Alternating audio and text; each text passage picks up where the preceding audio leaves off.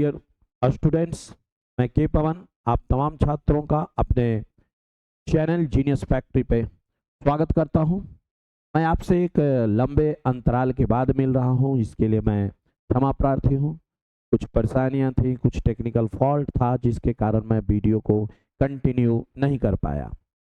इस बार नई ऊर्जा के साथ फिर से मैं आपके लिए एक ऑब्जेक्टिव की श्रृंखला लाया हूं। इस ऑब्जेक्टिव सीरीज के तहत मैं 11th और 12th का प्रत्येक क्लास का चैप्टर वाइज यहाँ तक कि टॉपिक वाइज मैं आपको ऑब्जेक्टिव कराऊंगा।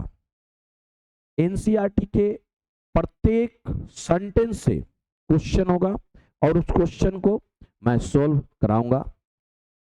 ये सीरीज काफी छोटा छोटा, एक दिन में मैं 20 क्वेश्चन, 15 क्वेश्चन, 10 क्वेश्चन ऐसे करके टॉपिक वाइज कराऊंगा। आप अगर अपनी इस रेगुलरिटी को मेंटेन करेंगे तो मुझे पूरा विश्वास है आपको इस सीरीज से काफी फायदा होगा।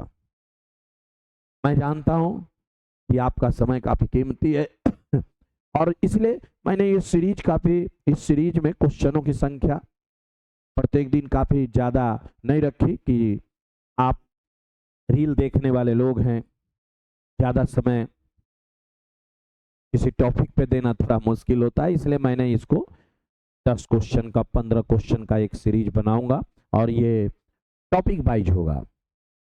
और मैं 11th का भी प्रत्येक चैप्टर का, प्रत्येक टॉपिक का क्वेश्चन एनसीईआरटी रिलेटेड आपको कराऊंगा। मुझे पूरी उम्मीद है कि थ्योरी पढ़ने के बाद यदि आप इन क्वेश्चंस का प्रैक्टिस करेंगे तो आपकी संकल्पना काफी विकसित होगी, क्योंकि प्रैक्टिस मेक्स मैन परफेक्ट।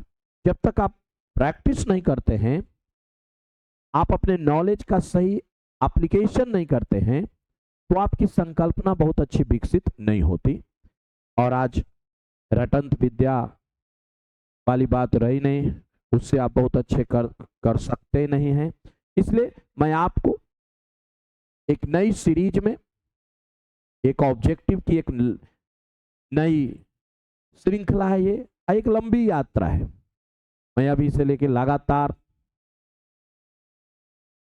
प्रत्येक चैप्टर से आपको टॉपिक वाइज ऑब्जेक्टिव कराऊंगा और इस सीरीज से जुड़ के मैं समझता हूं आपको काफी लाभ होना चाहिए और इसी उद्देश्य के साथ मैंने इसकी शुरुआत की है। आज जो ऑब्जेक्टिव और जो चैप्टर मैं आपके सामने शुरुआत करने जा रहा हूं, उस चैप्टर का नाम है वनस्पति जगत, प्लांट किंगडम। हाँ, एक बात और आपको बता दूं, ये जो क्वेश्चन होगा बाइलिंगुअल होगा। इसमें इंग्लिश वाले स्टूडेंट को भी बराबर मौका मिलेगा और हिंदी वाले स्टूडेंट को भी बराबर मौका मिलेगा। एक ही वीडियो होगा जिससे दोनों मीडियम के छात्र लाभान्वित होंगे। क्वेश्चन हिंदी में भी होगा और इंग्लिश में भी होगा।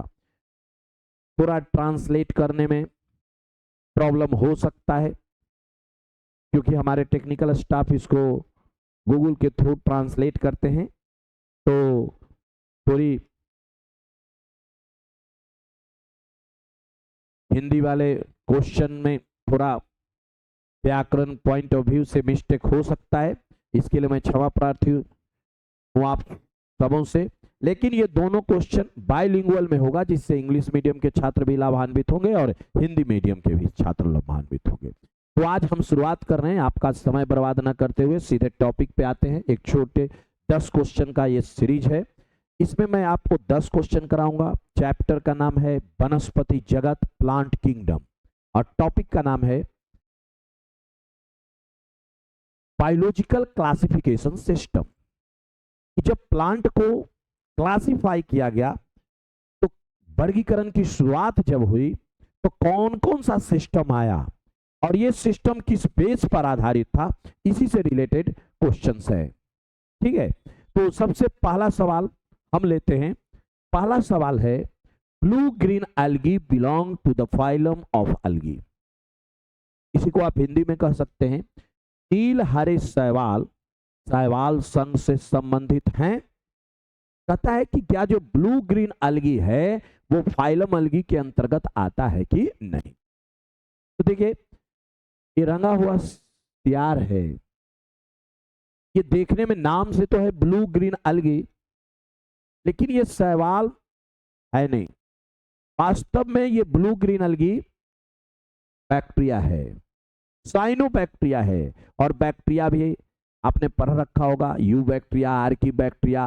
तो ये यू बैक्टीरिया है, साइनोबैक्टीरिया है, शैवाल से इसका कोई लेना देना नहीं है। आज मॉडर्न क्लासिफिकेशन में जो व्हाइटेकर ने 5 किंगडम क्लासिफिकेशन दिया, उसमें ब्लू ग्रीन अलगी को हम लोग बैक्टीरिया में या मोनेरा किंगडम के अंतर्गत रखते हैं। शैवाल से इसका कोई लेना देना नहीं है। एक बात और ध्यान देना है, जो मैं इस ऑब्जेक्टिव सीरीज में आपको क्वेश्चन कराऊंगा, इसमें मैं प्रत्येक ऑप्शन के बारे में डिस्कस करूंगा। ये नहीं कि फर्स्ट का आंसर बी, सेकंड का आंसर सी, ऐसा नहीं।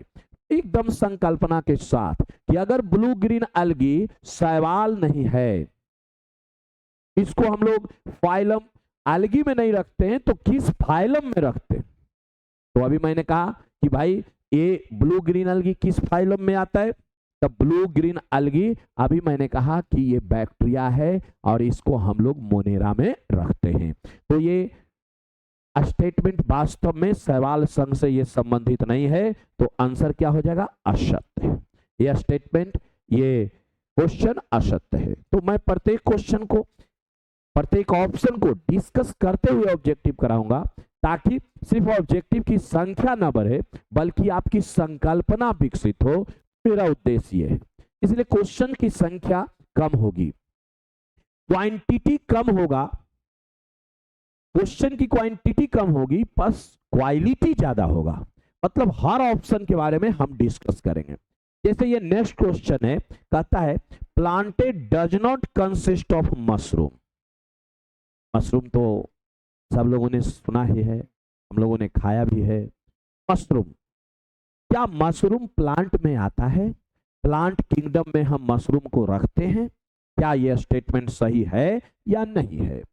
तो फिर से ध्यान देंगे, मशरूम वास्तव में प्लांट नहीं है, ये वास्तव में फंजाई, किंगडम फंजाई के अंतर्गत आता है, प्लांट में नहीं आता। ठीक है, पहले लीनियस ने इसको रखा था, बाद में जब फंजाई अलग एक वर्ग बना दिया गया, तो मशरूम को प्लांट नहीं मानते, इसको हम लोग क्या मानते हैं? फंजाई मानते हैं। तो ये भी स्टेटमेंट फॉल्स हो गया। पहले फंजाई को भी आपको याद हो तो प्लांट में ही रखा जाता था, क्योंकि दोनों में सेलुलोज था। अंतर ये था कि प्लांट फंजाई जो है उसमें जो सेलुलोज है वो काइटिन का बना होता है और इधर सेलुलोज का बना हुआ होता है। ठीक है, तो इसको हम लोग ध्यान रखेंगे। तो सेकंड नंबर क्वेश्चन कंप्लीट हुआ। चलिए हम लोग थर्ड क्वेश्चन की ओर बढ़ते हैं। तो हर एक फिर से याद दिला रहा हूं, सिर्फ ये भी सी नहीं करना है, क्वेश्चन को ध्यान से पढ़ना है, हर एक ऑब्जेक्टिव को डिस्कस करना है। क्वांटिटी ऑफ क्वेश्चन कम होंगे लेकिन क्वालिटी ऑफ एजुकेशन ज्यादा होगा। और मैं बार बार कहता रहा हूं, बी एजुकेटेड नॉट लिटरेटेड, मतलब आप एजुकेटेड बनिए और यहां भी कॉन्सेप्ट डेवलप करने पर हमारा जोर होगा। तो देखिए फिर कहता है, what is the major difference between plant cell and animal cell? पादप कोशिका और जंतु कोशिका के बीच मुख्य अंतर क्या है? ये तो सवाल हम लोग 9th-10th से ही पढ़ते रहे हैं कि पादप कोशिका और जंतु कोशिका में क्या अंतर है। ठीक है, तो जंतु कोशिका में ये सेल वाल नहीं होता, आप पादप कोशिका में सेल वाल होता है। सेल मेम्ब्रेन तो दोनों में होता है। ठीक है, सेल मेम्ब्रेन भी दोनों में होता है, जेनेटिक मटेरियल भी दोनों में होता है। यूकैरियोटिक ऑफ नेचर का इससे कोई मतलब नहीं है। प्लांट भी और एनिमल दोनों का दोनों यूकैरियोटिक में आते हैं। तो आंसर क्या हो गया? Cell wall. तो हमारा थर्ड क्वेश्चन कंप्लीट हुआ। नेक्स्ट क्वेश्चन की ओर बढ़ेंगे। ये रहा आपके स्क्रीन पर फिफ्थ क्वेश्चन। फिर से क्वेश्चन को पढ़ेंगे, ध्यान से पढ़ेंगे। पहला क्वेश्चन कहता है, artificial classification of plant kingdom is based on, पादप जगत का कृत्रिम वर्गीकरण आधारित है। अभी मैंने आपसे कहा ही कि आज का ये सीरीज का ये जो क्लास है ये पूर्ण रूप से बायोलॉजिकल क्लासिफिकेशन सिस्टम पर बेस्ड है, प्लांट के बायोलॉजिकल क्लासिफिकेशन सिस्टम पर। अब बायोलॉजिकल क्लासिफिकेशन सिस्टम की जब शुरुआत हुई तो 3 क्लासिफिकेशन सिस्टम दिए गए। पहला सिस्टम था जिसको हम लोग आर्टिफिशियल सिस्टम कहते हैं, दूसरा था जिसको हम लोग नेचुरल सिस्टम कहते हैं, और तीसरा है जिसको हम लोग नेचुरल, पहला आर्टिफिशियल और next one is phylogenetic system. 3 तो आप लिनियस ने ये सिस्टम को दिया आर्टिफिशियल क्लासिफिकेशन सिस्टम को, और उन्होंने कहा कि प्लांट को बस मार्फोलॉजी एक्सटर्नल फीचर के आधार पर उन्होंने प्लांट को अलग अलग वर्ग में डिवाइड कर दिया, अलग अलग क्लास में बांट दिया। तो जो ये पहला सिस्टम है जो सबसे पहले आया, earliest system of biological classification is called artificial classification.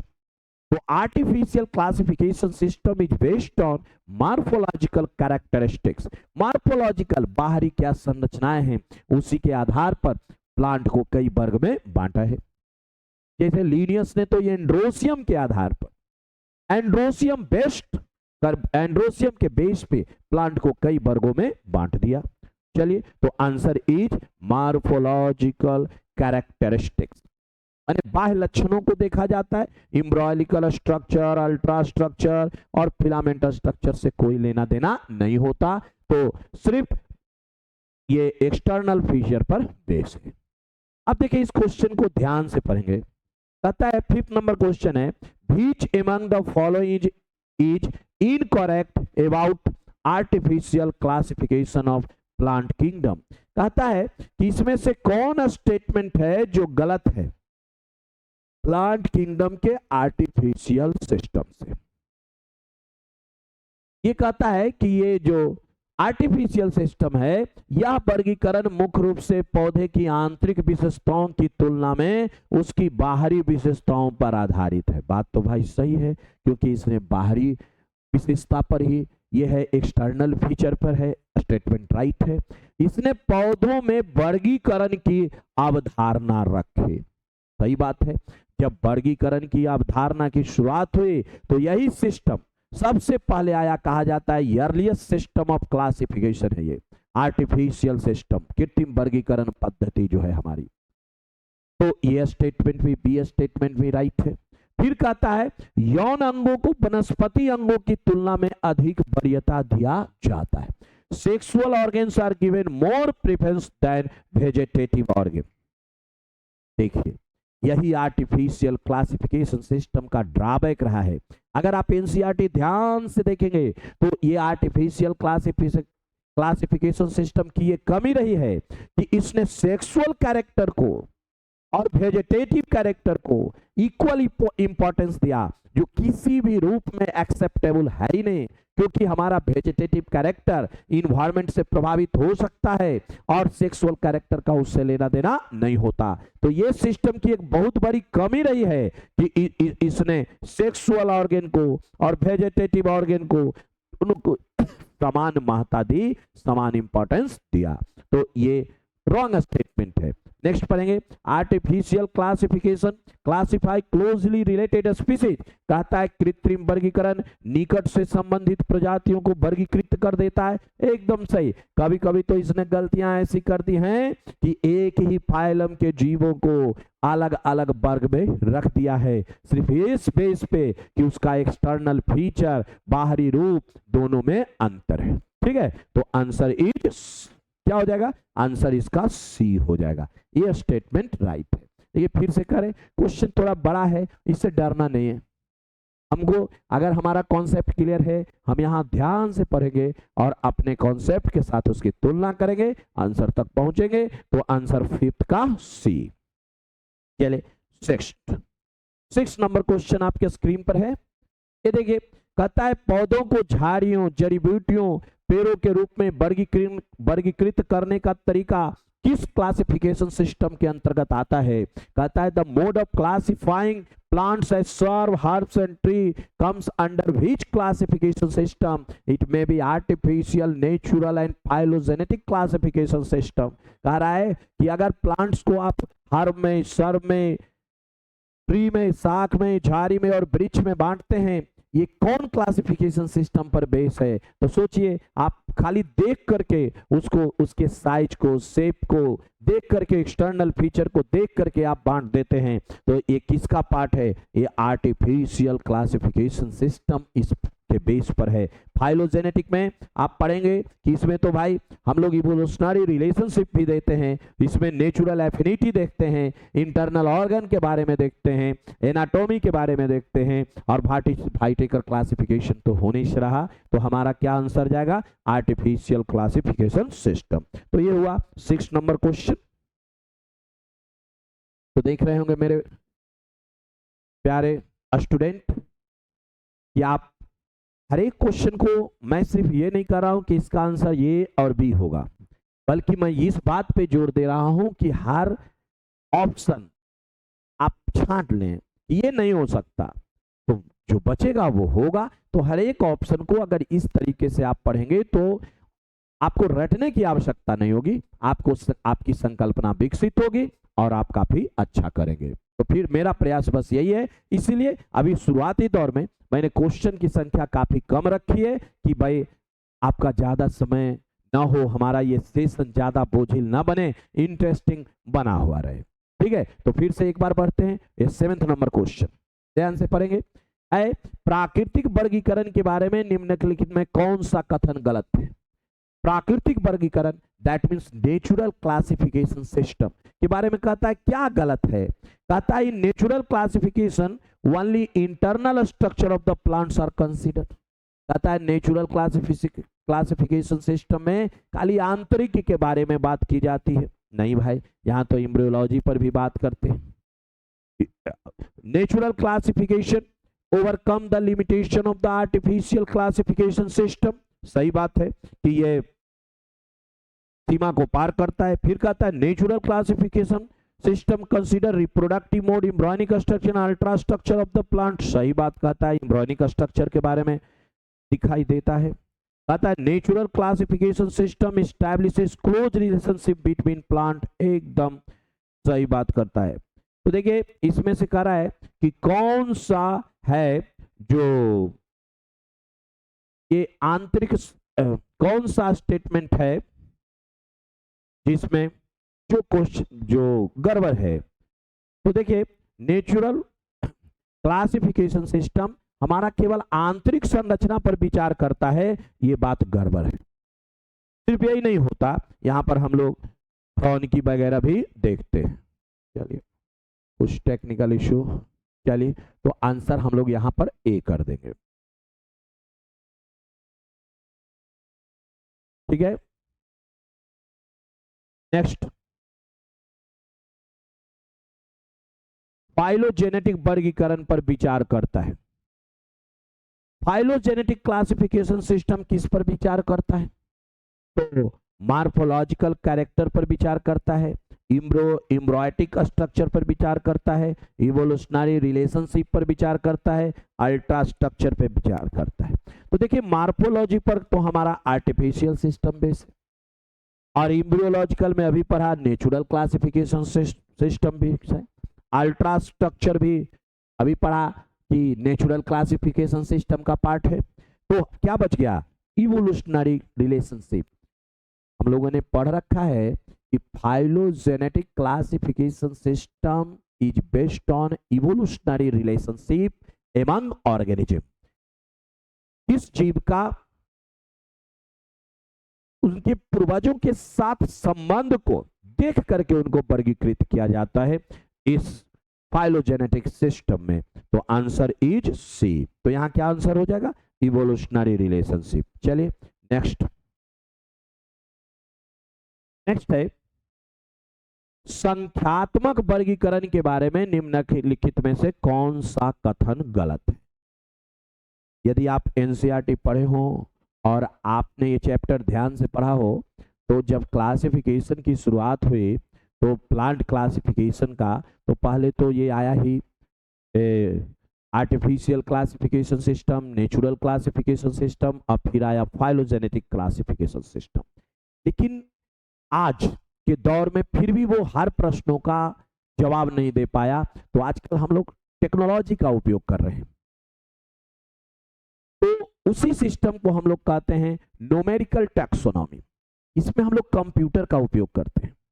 अब पहले मॉर्फोलॉजी में हम लोग एक आध दो कैरेक्टर देखते थे, ऑब्जर्वेशन करते थे और ग्रुप में डाल देते हैं। अब ऐसा नहीं होता। हम लोग कोई टैक्सा है, उस टैक्सा को कई taxa A B by the way है, सी डी ऐसा, और हम लोग कैरेक्टर को ऑब्जर्व करते हैं, ट्रेट को ऑब्जर्व करते हैं, ट्रेट को देखते हैं कि क्या ये में ये कैरेक्टर है, इसमें है, इसमें है, इसमें है। जैसे एक ट्रेट को लिया और सब प्लांट में देखा कि क्या इसमें है, फिर दूसरा ट्रेट लिया, दूसरा कैरेक्टर लिया, देखा कि इसमें नहीं है, इसमें है, इसमें है, इसमें नहीं है। इस तरीके से कंप्यूटर एक साथ हजारों मॉर्फोलॉजिकल कैरेक्टर को, एनाटॉमिकल कैरेक्टर को कोडिंग कर लेता है।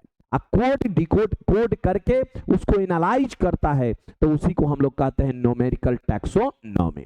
ठीक है, तो आजकल इसका टैक्सोनॉमी में बहुत उपयोग किया जा रहा है। अब हम इसी बात को यहां पर देखेंगे। कहता है संख्यात्मक वर्गीकरण गणितीय गणनाओं पर आधारित है जो अवलोकनीय विशेषताओं पर आधारित है। सही बात कहता है कि यहाँ पर हम मॉर्फोलॉजिकल कैरेक्टर को ही भाई कैलकुलेट करके देखते हैं। प्रत्येक वर्ण को एक कोड दिया जाता है, ये भी ठीक है। समान वर्णों की संख्या जितनी अधिक होगी उतने के समान है, एकदम सही। अगर आपस में कैरेक्टर मिलेंगे तो एक संघ में वो आएंगे। कहता है संख्यात्मक वर्गीकरण विशेषताओं के विभिन्न सेटों के बावजूद समान परिणाम देता है। कहता है numerical taxonomy gives the same result irrespective of the different sets of characteristics considered। कह रहा है कि सेम रिजल्ट देता है। अरे भाई ऐसा कैसे? अगर सेम रिजल्ट देगा तो हम इस न्यूमेरिकल टैक्सोनॉमी का उपयोग ही क्यों करेंगे? तो न्यूमेरिकल टैक्सोनॉमी जो आर्टिफिशियल क्लासिफिकेशन सिस्टम है वो सेम रिजल्ट नहीं देगा। अब उससे ज्यादा हो सकता है आर्टिफिशियल क्लासिफिकेशन सिस्टम में जिस क्लास में उसको रखें, जिस ग्रुप में उसको रखें, आज यहाँ हम न्यूमेरिकल टैक्सोनॉमी के जरिए हो सकता है कुछ लक्षण समान रहे हो, बाकी लक्षण ज्यादा डिफरेंट हो, तो हमको उस ग्रुप से हटा सकते हैं, तो रिजल्ट डिफरेंट होगा, कोई जरूरी नहीं है कि वो समान होगा। और ये रहा हमारा 10th नंबर क्वेश्चन, और आज के सीरीज का ये लास्ट क्वेश्चन है। आपका ज्यादा समय हम लेंगे नहीं, लेकिन ये लास्ट, इसी तरीके से मैं हर एक दिन ये वीडियो आपको उपलब्ध कराऊंगा, आपका इंटरेस्ट जगाऊंगा, और फिर ये क्वेश्चन की संख्या भी मैं बढ़ाऊंगा। तो देखिए नेक्स्ट है साइटोटैक्सोनॉमी और केमोटैक्सोनॉमी के बारे में निम्नलिखित में से कौन सा कथन गलत है? तो आप ऐसे ही रट नहीं जाना है कि ये का बी होगा, बी का सी होगा। आपको ये जानना है कि साइटोटैक्सोनॉमी है क्या, ये केमोटैक्सोनॉमी है क्या। तो साइटोटैक्सोनॉमी का मतलब है कि साइटोलॉजिकल स्ट्रक्चर पे बात की जाती है। साइटोलॉजिकल स्ट्रक्चर, कोशिका की संरचना कैसी है, उसका उसमें क्रोमोसोम का नंबर कितना है, ये सब बात ध्यान से देखा जाता है। गुणसूत्रों की संख्या देखी जाएगी, तो उसी को हम लोग कहते हैं साइटोटैक्सोनॉमी। उसके बाद केमोटैक्सोनॉमी। केमोटैक्सोनॉमी में हम लोग प्लांट्स के या किसी भी लिविंग के हम लोग केमिकल कंपोजिशन को देखते हैं। तो साइटोटैक्सोनॉमी में हम लोग साइटोलॉजिकल स्ट्रक्चर देख रहे हैं, कोशिका की आंतरिक संरचना, गुणसूत्र कितना है, ये सब वगैरह। यहाँ देख रहे हैं केमोटैक्सोनॉमी में केमिकल कंपोजिशन। जैसे देखिए फंजाई को, प्लांट को आपने आज अलग अलग कर दिया, क्यों कर दिया? सेलुलोज देख रहे थे, सेलुलोज है, लेकिन उसका केमोटैक्सोनॉमी में देखें तो एक का सेलुलोज, एक का सेल बाल सेलुलोज का बना हुआ है, दूसरा में सेल बाल है लेकिन वो काइटिन का बना हुआ है। तो आज दोनों को अलग कर दिए। लिनियस महोदय दोनों को साथ रखे थे कि प्लांट ही मान रहे थे उनको। तो यही जैसे जैसे टेक्निक, जैसे जैसे नॉलेज बढ़ता है, हम लोग उसका इम्प्लीकेशन करते हैं, उसको अप्लाई करते हैं, और अप्लाई करने के बाद हम ये नतीजे पे पहुंच जाते हैं। तो देखिए, तो which among the following is incorrect about cytotaxonomy और chemotaxonomy? तो देखिए कहता है cytotaxonomy is based on the chromosome present in the organism। cytotaxonomy तो साइटोटैक्सोनॉमी तो भाई क्रोमोसोम पर बात ही करेगा, स्टेटमेंट इज राइट। नेक्स्ट है chemotaxonomy is based on the chemical composition of the plant. एकदम डिफिनीशन है ये केमोटैक्सोनॉमी का कि chemotaxonomy is the based on the chemical composition of the plants, a statement is right. Next, cytotaxonomy involves characteristics like number of chromosome, division of cell and position of the centromere। एकदम internal structure of the cell पर रहे, वही cytotaxonomy है। Next, cytotaxonomy involve only external characteristics। देखिए cytotaxonomy का external characteristics से क्या लिखना है, वो तो मार्फोलॉजी का पार्ट है, तो आंसर इज ई। तो अभी अभी हम लोगों ने इस सेशन में बायोलॉजिकल क्लासिफिकेशन से रिलेटेड 10 ऑब्जेक्टिव, मात्र 10 ऑब्जेक्टिव किया, लेकिन ये एबीसी नहीं बल्कि प्रत्येक ऑप्शन को हम लोगों ने समझा और उसके बाद इस ऑब्जेक्टिव का आंसर डिराइव किया। इससे आपकी संकल्पना ज्यादा विकसित होगी, रटने की जो आपकी प्रवृत्ति है वो खत्म होगी। तो हमारा प्रयास यही है, मैं नेक्स्ट टॉपिक पे इस बार मैं एनसीईआरटी के अनुसार ही चलूंगा। अब मैंने बायोलॉजिकल क्लासिफिकेशन सिस्टम से आपसे पूछ दिया, आपसे ऑब्जेक्टिव करा दिया, तो अभी नेक्स्ट क्लास में मैं सवाल से रिलेटेड, अलगी से रिलेटेड, जैसे प्लांट को अलग अलग ग्रुप में बांटा गया है, जैसे अलगी है, ब्रायोफाइटा है, टेरिडोफाइटा है, जिम्नोस्पर्म है, एंजियोस्पर्म है। तो हम लोग ये नेक्स्ट क्लास जो होगा वो अलगी बेस्ड होगा, इसलिए आप लोग अलगी वाला टॉपिक कंप्लीट करके आएंगे। मैं अलगी से रिलेटेड क्वेश्चन लेके आऊंगा और हर एक क्वेश्चन को सिर्फ एबीसी नहीं बल्कि प्रत्येक ऑप्शन को क्लियर करते हुए आपकी संकल्पना को विकसित करने की कोशिश करूंगा। तो धन्यवाद, आज के लिए इतना ही, नेक्स्ट क्लास में मिलते हैं। धन्यवाद।